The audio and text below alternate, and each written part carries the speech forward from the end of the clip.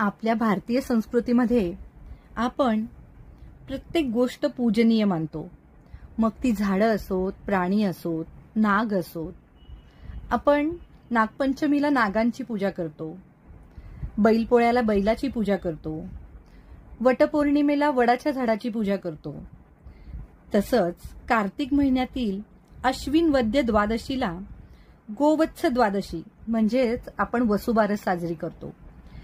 आणि या दिवशी आपण गायीसह तिच्या वासराची पूजा करतो, कारण हे वात्सल्याचं प्रतीक आहे असं आपण समजतो. आपला देश हा कृषीप्रधान देश आहे, दूध दुभतं असलेला देश आहे.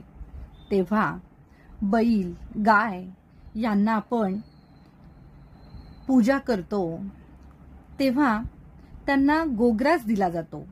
आणि आपल्या प्रत्येक सणावाराला, प्रत्येक पूजेला आपण सर्वात आधी बाजूला काढून ठेवतो तो म्हणजे गोग्रास.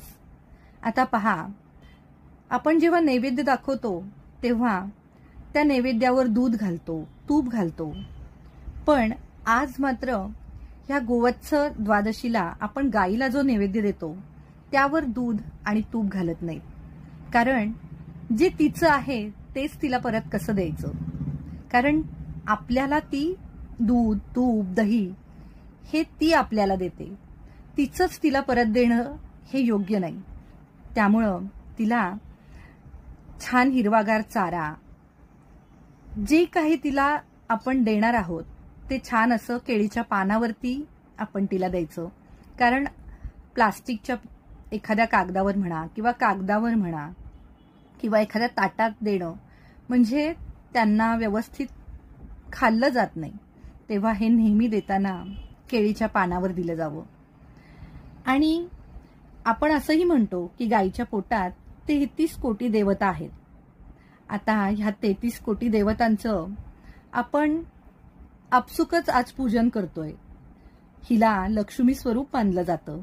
आपण दारामध्ये गोपद्म काढतो आणि हे सगळं करताना तिच्या पंचामृताचा आपण उपयोग करतो, पंचगव्यांचा आपण उपयोग करतो.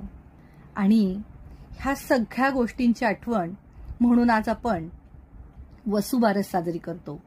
आणि ही वसुबारस आणि येणारी आपली ही यावर्षीची दिवाळी म्हणजेच दीपावली, तेव्हा ही यावर्षीचा पहिला दिवाळीचा दिवस आणि पहिला दिवा आणि येणारी संपूर्ण दीपावली सगळ्यांना सुखमय, आनंदमय